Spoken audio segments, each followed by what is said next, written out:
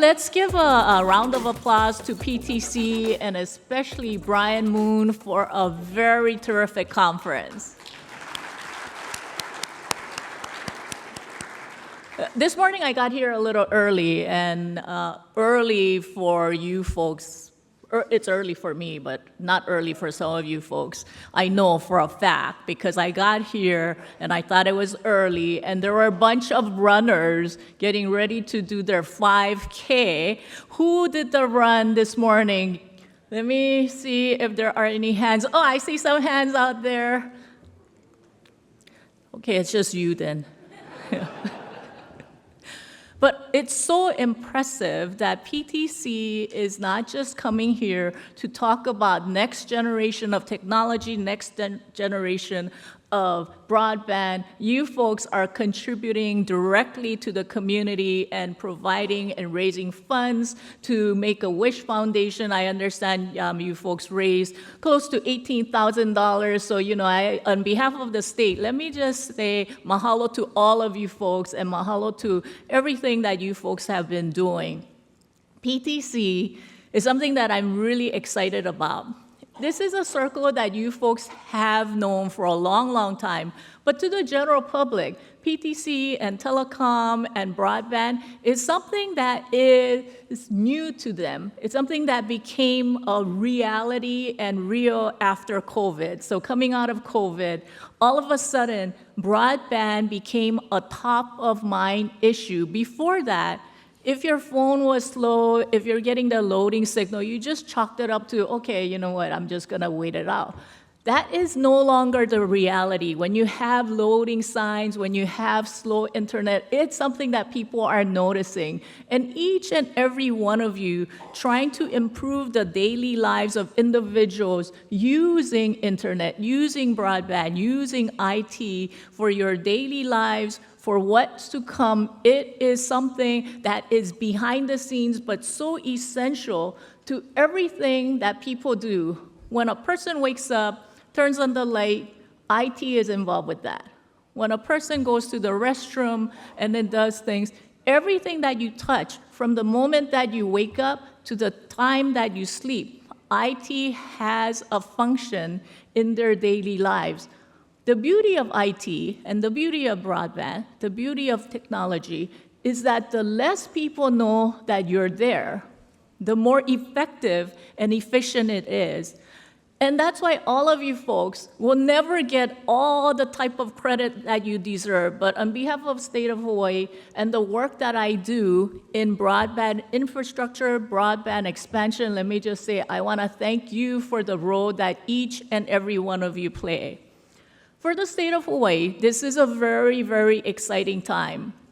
We have private partners, we have government, we have industry leaders working together to make sure that every single household and every community is connected to reliable, high-speed internet.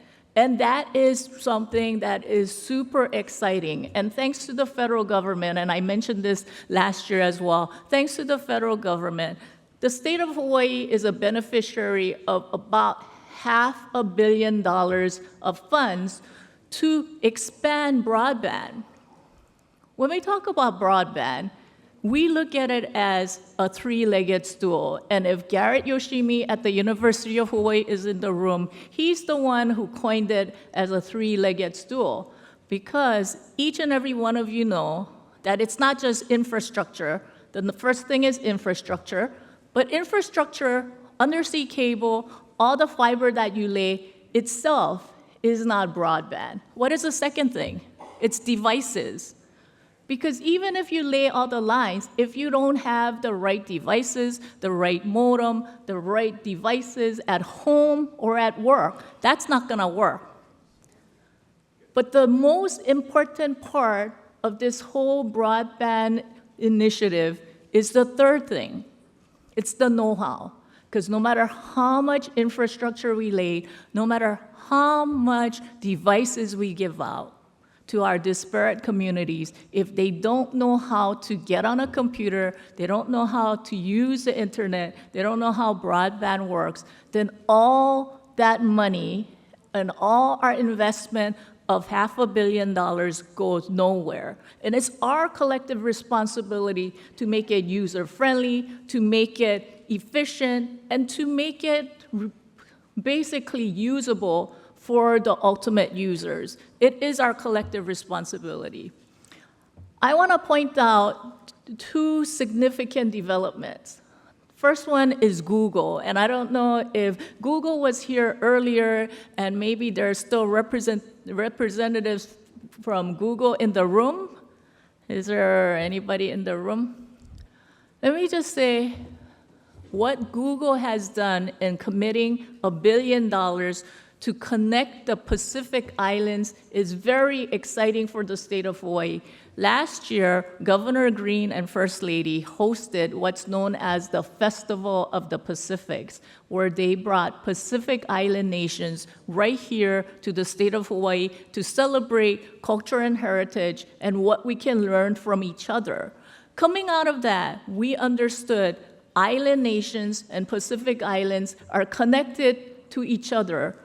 We are connected through the Pacific Ocean. We are connected with heritage. We can learn from each other. And it was sad to find out that some of the Pacific Islands has never had broadband service.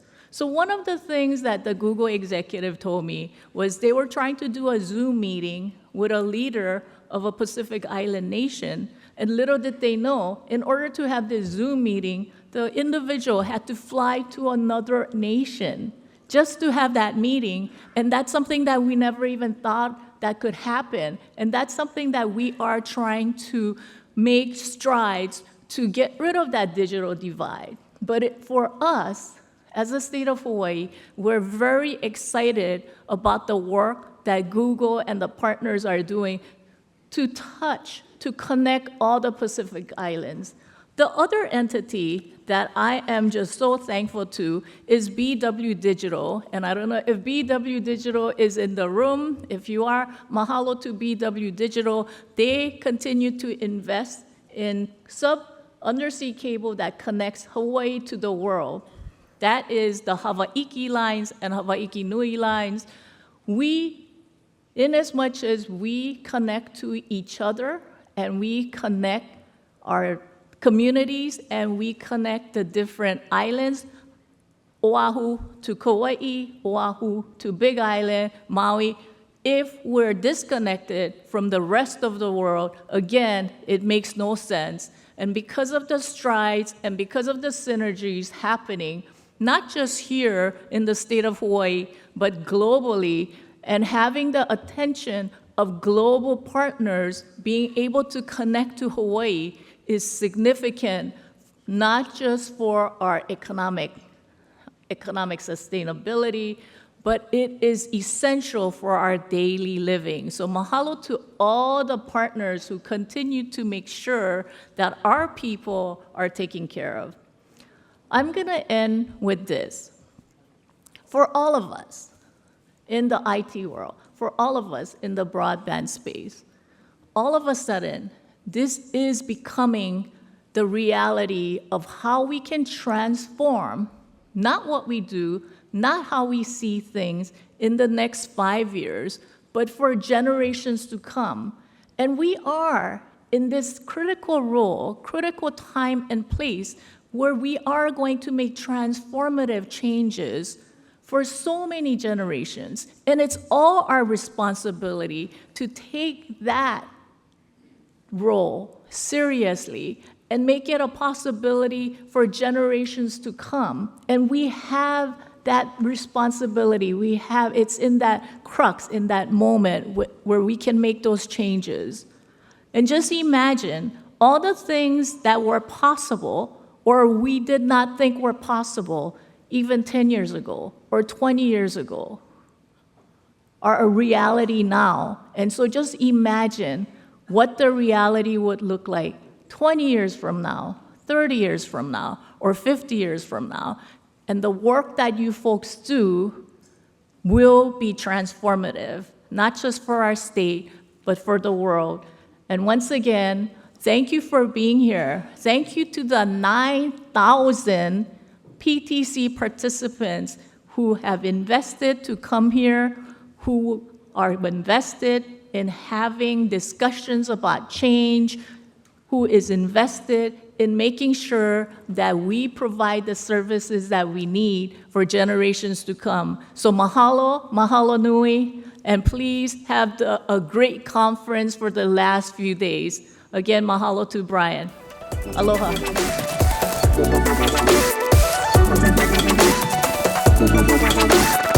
Thank you.